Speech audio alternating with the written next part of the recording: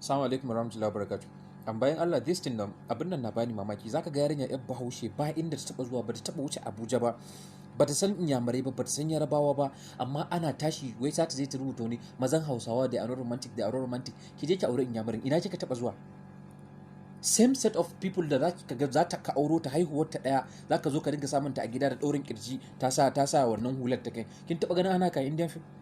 Abinda what is romantic in Kano, Lagos, Abuja, Zaria, Kaduna might not be what is romantic in Delhi ko wani abu da kuke gani a Indian film. Ƙarya ne. Ya za a yi rayuwa da directors guda 10, producers 5 ko 8 da editors da komai, ko kuma ki ɗauka rayuwa haka take faruwa a gaske? Abin da ke wahalar da mata kenan. Ku dinga limiting expectations ɗinku. Soyayya da ke gani to some extent kamar siyasa ne. In ka shiga next level shikenan fa sai abin da ka gani. Sai abin da ka gani. Wai mazan Hausawa a non romantic da a non romantic da a non romantic, wa kika taba aura? Kin taba dating wani da ba Haushe ba? Iya experience ɗinki kawai kenan fa Hausawa. Mu da kuke rainawa mu ne naku. Hakuri za ku yi, mudin za ku zo ku aura. So wanda kika samu ki tattala mijinki duk duniya, su ma celebrities din da kike gallo a TV a ci suke film da yawan su ki duba relationship din su, problem suke samu. Mazan Hausawa a non romantic, mazan Hausawa same set of people da aka ce mata I love you ta ce ma nagode. Ba Hausawa ne fa suke wannan fa. Kai baka complain ba sai a zo a dinga mazan Hausawa a non romantic, mazan Hausawa a non romantic. Ya kamata mu aje irin wannan abin a gefe.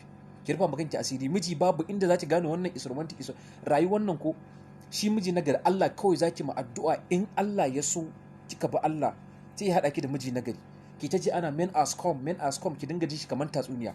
Men are romantic, men are baki da brothers ne ga ƴan uwanki nan a gida, wannan irin mata ya suke su ko ko ya ce ga ana yi a gidanku sai ki dauka wai abin da yake film shi zaki zo ki gani a gidanki. Ba haka yake ba wallahi. Duk buje ne rayuwa kike gani nan kaman compare muke yi. Duk wanda Allah ya sa ya dace ya samu ƙuru'u shikenan, in kika shiga next level sai yanda Allah ya yi da ki. Shi sa gara ma ki dodar da ki roki Allah wallahi, saboda yanzu me ba wai zuwa soyayyan bane, ba I love you bane, ba kashe kuɗi bane. Babu abin ba da ke da saukin faking a wannan zamanin kaman soyayya. It's so easy to fake love. Duk abin da wani zai iya miki na nuna soyayya na kashe kuɗi, wallahi wanda zai yaudare ki zai iya. So kawai ki bi Allah ne, Allah ya taimake ki hada ki da miji nagari. Wai men anor to wa kike son ki aura? Zaki je ki ba wani ba indi da zaki gani da ki aura. So ki zo be romantic in your own way. Ki samu daidai ke, Allah na tuba. Ka daina aje wannan idea men are romantic, men waye kina ganin ke kina nan kina ta zaba, kina hange kina hango wani da yake da film six packs kaza bazan Hausawa a non romantic.